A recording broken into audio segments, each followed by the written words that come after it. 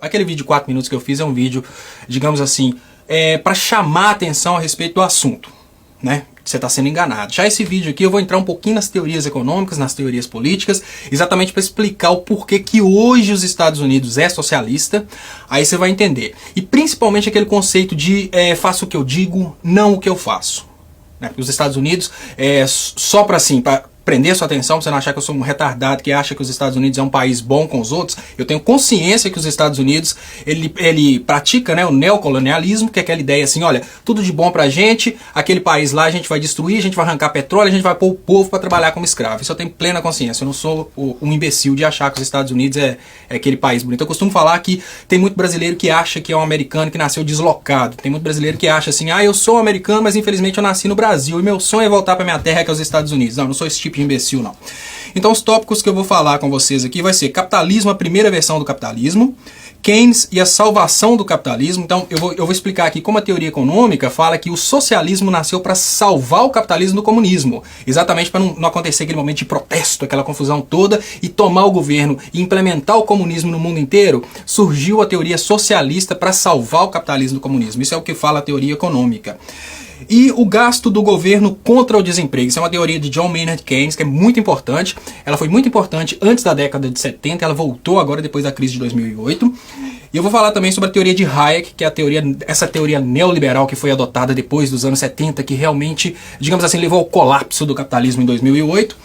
Eu vou falar sobre os Estados Unidos e a primeira investida, né, no caso, a primeira investida social americana. Eu vou falar um pouquinho sobre o neocolonialismo. E vou falar sobre a crise de 2008, o que levou à crise de 2008, que isso é muito pouco falado, né? O que realmente causou a crise de 2008. Vou falar um pouquinho sobre o protesto Nós Somos os 99%, retorno das políticas de Keynes, lá em cima eu vou explicar quem foi Keynes, qual que é a ideia dele, e o retorno das políticas de Keynes hoje. E a América mais socialista do que nunca. Os Estados Unidos hoje são mais socialistas do que nunca, e não é porque os poderosos querem, não, é porque é a única forma que eles têm de sobreviver. Porque senão o capitalismo ia ter fim, né? Depois de 2008. Então eu vou concluir com um raciocínio de faça o que eu digo, não o que eu faço. E aí vocês vão entender que tudo o que eu quis dizer é que os Estados Unidos são socialistas lá, mas eles não querem que os países de terceiro mundo sejam socialistas porque os capitalistas querem colocar o dinheiro aqui no Brasil e não querem pagar imposto. Então isso é o resumo do que eu quis dizer. É muito difícil a gente explicar isso para pessoas comuns, né? Por isso que eu estou fazendo esse vídeo especial para o grupo. Primeira versão do capitalismo. Antes de John Maynard Keynes, o capitalismo ele consistia assim, naquele raciocínio anterior do microcapitalismo de Adam Smith, que é aquela ideia lá da mão invisível que controla tudo. Então, eu vou produzir feijão até que o povo queira feijão, então oferta e demanda. Se tem muita oferta de feijão, o preço cai, se tem muita demanda por feijão, o preço aumenta, e chega um momento em que oferta e demanda se equilibram e a gente tem o equilíbrio de mercado. Isso é uma teoria, digamos assim, que funciona assim, é a teoria do microcapitalismo. Essa teoria era a teoria mais adotada antes de John Maynard Keynes, e é por isso que, digamos assim, os estados entravam em equilíbrio em desemprego. O que significa o equilíbrio em desemprego? Significa que a economia pode entrar em equilíbrio. Nós tivemos experiência disso no Brasil há muito tempo. Havia um equilíbrio entre oferta e demanda, mas havia uma população muito grande desempregada. E essa população desempregada é recurso inativo. Quando a gente pensa que a gente tem tantos milhões de pessoas desempregadas, são tantos milhões de pessoas que poderiam estar, digamos assim, produzindo na economia. Então, John Maynard Keynes, ele veio com a proposta econômica dele, que ele sintetizou no livro The General Theory, que é digamos assim, o livro mais famoso sobre macroeconomia, que ele afirma o seguinte: o Estado deve intervir na economia. O Estado não pode ficar simplesmente observando a economia. Então nasceu o Estado intervencionista que, digamos assim, o capitalista combate com ferro e fogo. O Estado intervencionista, ele gasta na economia para evitar que aquela parcela da população fique inativa. Então o que o Estado faz? Eu vou sintetizar o que John Maynard Keynes falou naquela época e realmente funcionou. Que o Estado contrate pessoas para furar buraco de um lado e mais pessoas para tampar buraco do outro.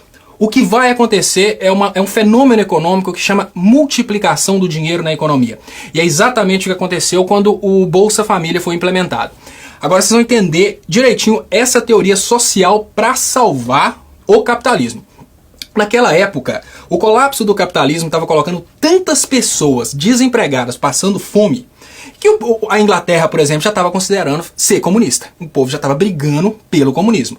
Naquele momento, o governo adotou as teorias de John Maynard Keynes, começou a gastar e começou a empregar gente para reconstruir o centro de Londres. Quando esse processo de reconstrução começou, as pessoas que eram empregadas, elas começaram a demandar, porque aquela galera começou a ganhar dinheiro, aquele dinheiro começou a ser empregado. Tudo bem, esse funcionário aqui ele ganha R$1.000, vamos falar em reais para ficar fácil, mas ele vai pegar esses R$1.000 e vai gastar. Como ele está trabalhando, ele não produz o próprio alimento, ele vai ter que comprar na mão desse mercadinho aqui que contrata uma outra pessoa para produzir. Essa multiplicação de dinheiro na economia é o que eles chamam de multiplicador de Keynes e é o que fez o Brasil, por exemplo, atingir esse boom econômico após a implementação dos programas sociais. Porque uma pessoa recebe Bolsa Família aqui, essa pessoa gasta esse Bolsa Família para comprar no mercadinho da pessoa aqui, que coincidentemente essa pessoa que acha que agora é classe média não precisa da daqui e luta contra os programas sociais. Porque essa pessoa daqui agora vende mais, né, o mercadinho vende mais, ele precisa comprar mais do produtor rural e o produtor rural precisa produzir mais, então isso diminui o desemprego. Então quando você injeta um pouquinho de dinheiro aqui na ponta, isso vai se multiplicando. Essa é a teoria de Keynes, que ficou até 1970 por aí, quando a Margaret Thatcher foi primeira-ministra aqui da Inglaterra. Nessa época, um outro economista que combatia John Maynard Keynes, que era o Hayek, ele veio com a teoria que, digamos assim, retornava à teoria de Adam Smith, que é aquela teoria da mão invisível, você não deve tocar na economia. E realmente os países, digamos assim, os países que lideravam a economia na época, que eram Estados Unidos e Inglaterra, adotaram a teoria de Hayek, baniram a teoria de Keynes, então começou um processo de super enriquecimento das classes dominantes. Esse processo de super enriquecimento das classes dominantes, ele pode ser observado em vários gráficos da economia, né? Se vocês quiserem aprofundar no assunto, eu compartilho meus livros. Mas enfim, eles foram, digamos que 1% da população, que são os donos dos meios de produção, eles se enriqueceram de uma forma exponencial a partir de 1970, da década de 70, né?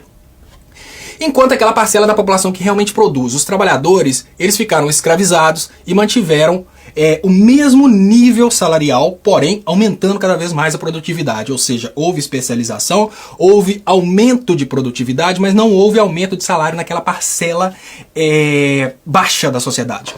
Então, eu tomo agora o motivo, né, que levou à crise de 2008. A crise de 2008 é conhecida na economia como a crise do capitalismo. Por que a crise do capitalismo? A crise do capitalismo porque os donos dos fatores de produção, eles chegaram ao ponto tão absurdo de tomar todo o lucro que a classe trabalhadora já não estava mais tendo condição de sobreviver. Porque o aluguel é muito caro, porque a alimentação muito cara e o consumo muito caro. Então o consumo estava sendo impulsionado por empréstimo bancário. Então, quando se olhava os indicadores econômicos antes de 2008, você tinha um consumo muito grande, ou seja, uma produção muito grande, um PIB muito grande em todos os países do eixo capitalista. Você tinha um consumo magnânimo, né? Porque aquelas pessoas que trabalhavam, elas tinham crédito no banco, então elas compravam, então elas foram digamos assim, se enroscando cada vez mais em contas, e chegou um momento que isso entrou em colapso, é o que eles falam na economia, explodiu a bolha especulativa, e nesse momento culminou a crise do capitalismo. Os bancos quebraram, um banco parou de emprestar dinheiro para o outro, e na hora que entra digamos que entra nesse momento de colapso financeiro, um banco para de emprestar dinheiro para o outro e a economia entra em recessão, porque ninguém investe, porque todo mundo fica com medo de investir. Então, entra em 2008, de novo, entram as políticas fiscais e as políticas monetárias de John Maynard Keynes. Nesse momento, mesmo que muitas pessoas lutassem contra, principalmente os ricos, né? Vamos falar de Estados Unidos. É lógico que os milionários dos Estados Unidos não vão querer aprovar nenhuma medida social. Afinal de contas, são eles que pagam as contas, né? Se o cara ganha, por exemplo, bilhões por mês, o cara vai pagar 200 milhões, por exemplo, de imposto. Ele não quer fazer isso para poder tratar de vagabundo, que é isso que é a forma que eles falam, né? As políticas sociais começaram a ser intensificadas nos países de primeiro mundo. Eu vou dar um exemplo dos Estados Unidos, que eu falei, tudo bem, Eu concordo que o Obamacare ele não atinge uma parcela significativa da população, mas isso foi um passo de apaziguação do capitalismo. É muito importante entender que nenhum governo faz isso porque é gente boa, não. O governo faz isso para apaziguar os protestos populares, porque é muito... Vamos pensar o seguinte, aí eu tenho aquele monte de boi lá que está puxando carroça. Eu tenho aquele monte de boiada puxando carroça. A partir do momento que aquela boiada se rebela, eu vou ter que investir em cerca, eu vou ter que arrumar um jeito. Então, essas medidas são medidas, digamos assim, de investimento em aquietar a população. Então, quando eu falo que os Estados Unidos se tornou socialista, ele não se tornou socialista por ser um país bom, ele se tornou socialista para recuperar a estabilidade do capitalismo. E agora, por que eu falo recuperar a estabilidade do capitalismo? Vamos pensar, se de uma hora para outra, toda aquela grana que são nada mais, nada menos que números bancários, né, dos barões do capitalismo, né, dos donos dos bancos e companhia limitada. Se toda aquela grana simplesmente representa números dentro dos bancos, porque aquela parcela da população que trabalha por aquele dinheiro simplesmente não quer mais trabalhar, o sistema capitalista acabou. Né? Se o meu dinheiro que eu tenho no banco não compra mais nada porque o serviço que ele comprava antes o cara não quer prestar porque ele está trabalhando como escravo, morreu o capitalismo. Então foi assim que os Estados Unidos, depois da crise de 2008, que é a crise do capitalismo, se tornou socialista, para recuperar a estabilidade do capitalismo. Então, surgiu, né, em 2008, eu coloquei esse assunto depois de introduzir a crise de 2008, os protestos populares, nós somos os 99%, exatamente para enfatizar essa ideia de que grande parte da riqueza mundial está indo para 1% da população. E é esse 1% da população que investe na destruição da estabilidade política de países como o Brasil. Aí pergunta-se por que um cara lá dos Estados Unidos, que se tornou um país social, quer transformar o Brasil em Estado mínimo.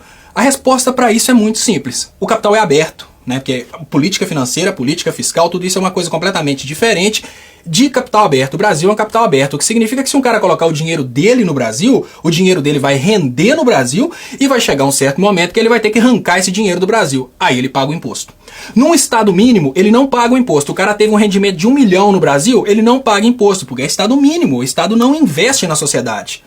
Ele não quer deixar o dinheiro nos Estados Unidos. Lá nos Estados Unidos é bonito ele ter um investimento social, porque a família dele está lá e a família dele não vai ser, por exemplo, assassinada por um cara que está na rua e não vai pegar uma doença por causa da epidemia que surgiu no país. Tudo isso é responsabilidade do Estado social, mas não importa, o dinheiro dele está rendendo no Brasil e na hora que ele for tirar 1 milhão dele de rendimento, ele vai sair purinho, nada vai ser retirado para a sociedade, apesar de ter sido produzido naquela sociedade. Então é isso que eu digo, que os Estados Unidos se tornou um país social, mas não quer o socialismo em outros países onde eles injetam dinheiro.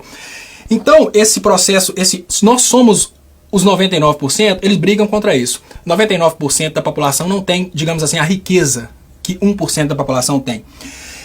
Eu falei já dos retornos, das políticas de Keynes e, né, concluí com um raciocínio sobre o que nesse sentido, o Estado mínimo desejável para fora, mas não desejável para dentro. Então, só concluindo, quem achou que eu quis dizer que os Estados Unidos é um país socialista e os Estados Unidos está querendo levar esse socialismo para o Brasil, não. Os Estados Unidos é socialista lá, os Estados Unidos estão cada vez mais socialistas lá, porque lá é a casa deles. É aquela coisa, eu regro o meu jardim, mas não me importo com o que acontece com o outro.